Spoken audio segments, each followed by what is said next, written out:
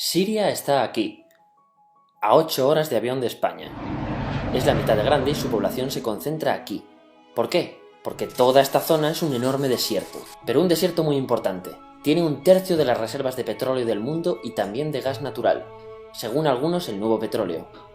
Para sacarlo de aquí y llevarlo a Europa, hay que rodear toda esta península y salir por el canal de Suez. Como te puedes imaginar, aquí te cobran. Pero hay otra manera más fácil, la línea recta. El que controle estas tuberías las puede abrir y cerrar, como un grifo. Si no pagas, no hay petróleo, ni gas. Esta región es la polla.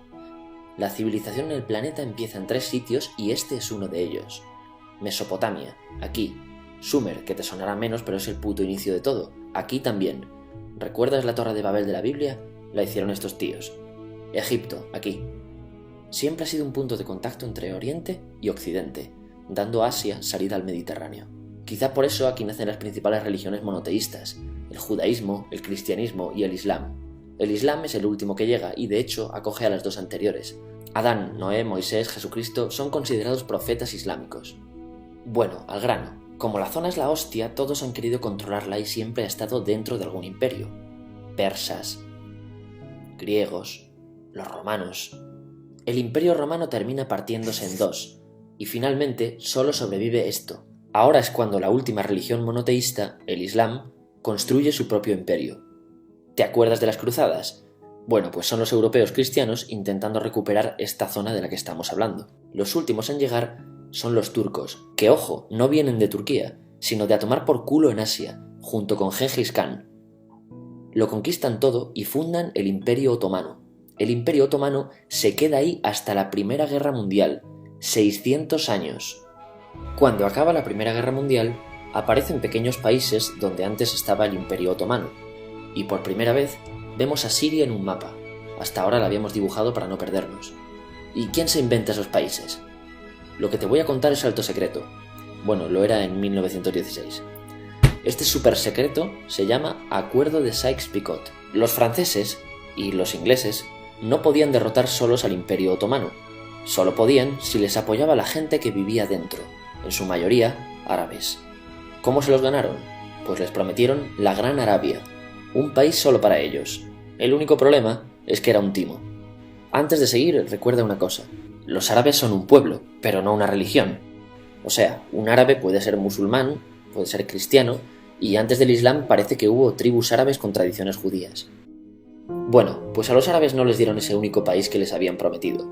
En su lugar, franceses y británicos crearon muchos países pequeños. Estos países, obviamente, no eran países de verdad, sino zonas bajo su control con gobernantes puestos por ellos. Durante este tiempo hacen lo que quieren con la zona. Recuerda que hay petróleo. Siria, aunque no tiene grandes reservas, tiene fácil salida al mar, y Francia, que es la que se ha quedado con Siria, se lo da a compañías extranjeras. Después de la Segunda Guerra Mundial, los europeos se van. En el caso de Siria, son echados a patadas. Pero antes de irse, crean otro estado, Israel. No es el momento de hablar de ello, pero es un estado muy polémico que sus vecinos no reconocen.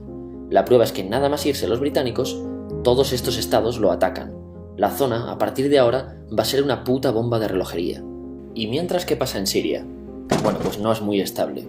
Tiene golpes de estado constantes. En esa época aparece en Siria una ideología que se hace con el control y se expande por el mundo árabe, el Ba'ath. Esta ideología mezcla el antiguo sueño de una sola nación árabe con ideas socialistas.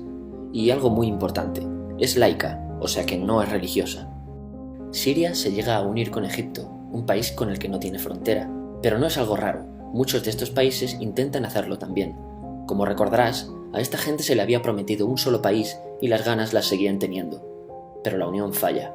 En este tiempo Egipto les convence para nacionalizar el petróleo. En Siria, Al-Assad, el padre del Assad de ahora, se convierte en jefe del estado Ba'ath. En Irak, también Ba'ath, comienza a ganar fuerza Saddam Hussein. Las diferencias entre ambos países dividen a los partidos Ba'ath de otros países en pro-Siria o pro-Irak. Ahora ocurre la Guerra Fría.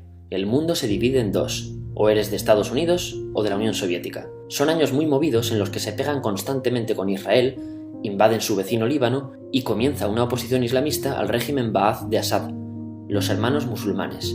Vale, volvamos atrás un momento. Recuerdas que la mayoría de árabes eran musulmanes, ¿verdad? Pues dentro de los musulmanes hay 2 ramas fundamentales, los suníes, la mayoría, y los chiíes. En el caso de Siria, a pesar de ser un estado laico, los gobernantes como Assad y jefes militares eran chiíes, los cuales representan menos del 13%. En cambio, casi el 70% de la población es suní. Un dato curioso es que los cristianos son casi el 10%. Que los chiíes controlen el gobierno y el ejército mosquea a la población suní, y este sentimiento es aprovechado por los hermanos musulmanes, islamistas radicales suníes.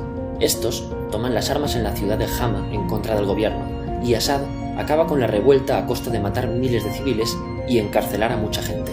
En el año 2000, Assad padre muere y le sucede Assad hijo. Ante las presiones libera a muchos presos, trae internet y esperanzas de cambio. Hay un periodo de gran debate político y aparece la oposición. También vuelven los hermanos musulmanes. Los siguientes años son difíciles. Arrestan a la oposición. Y Bush incluye Siria en el eje del mal, y esto la aísla. Está mal visto negociar con Siria. Los kurdos, un pueblo que vive distribuido por varios países de la zona, empiezan a protestar también. Hay represión y muertos. En 2011, te sonará esto, ocurre la Primavera Árabe. ¿Qué es esto? Bueno, es una protesta que se va propagando por todos los países árabes pidiendo más democracia. Como ves, el mundo árabe, a pesar de estar dividido en países, tiene tendencias generales. Cuando llega a Siria, Assad hijo termina usando el ejército y en los enfrentamientos mueren unas 1000 personas. Los enfrentamientos irán escalando hasta que se conviertan en guerra civil. No hay un momento exacto de inicio. Lo importante es que hoy en día hay numerosas facciones en juego. Vamos a verlas. Pero primero piensa en que todo está dividido entre chiíes, la minoría, y suníes, la mayoría. Chiíes y además laicos, o sea no religiosos, son el gobierno de Al-Assad. Controla todo esto, que si recuerdas son básicamente las zonas chiíes del país. El gobierno de Assad está enfrentado al resto. También mayoritariamente laico, pero suní, es el Ejército Libre de Siria o FSA en inglés. Junto con el Frente Islámico, que es religioso, y otros 70 y pico grupos más, forman una coalición que la prensa llama simplemente la oposición. También suníes e islamistas, pero radicales, son Al-Nusra, llamados Al-Qaeda en Siria, porque son básicamente eso, Al-Qaeda en Siria.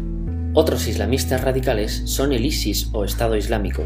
Salen de Al-Qaeda en Irak, controlan la mayor parte de Siria e Irak y se han hecho famosos por sus atrocidades. Su objetivo teórico impacta a muchos. Es un Estado Islámico a lo largo de Asia, África y Levante, aunque a ti ya te suena, ¿verdad? En naranja tenemos al pueblo kurdo, que recordarás porque el presidente Al-Assad lo reprimió, al igual que gobiernos de países próximos también hacen. Ahora controlan militarmente esta zona. Antes de terminar, repasemos los apoyos internacionales a fecha de octubre de 2015. Las fuerzas de Al-Assad son apoyadas por Rusia, que ya tenía base militar en el país antes del conflicto, por Irán y por China. Todos son países de lo que Europa llama Oriente. En contra de Assad, apoyando a la llamada oposición, luchan Estados Unidos, Turquía, Francia, Gran Bretaña y Arabia Saudí. Podemos terminar con algunas conclusiones. Te advierto que esto ya es pura opinión. Si recapitulamos, vemos que la región es estratégica. Por su situación privilegiada, todos la quieren. Siria siempre ha estado bajo el paraguas de grandes imperios.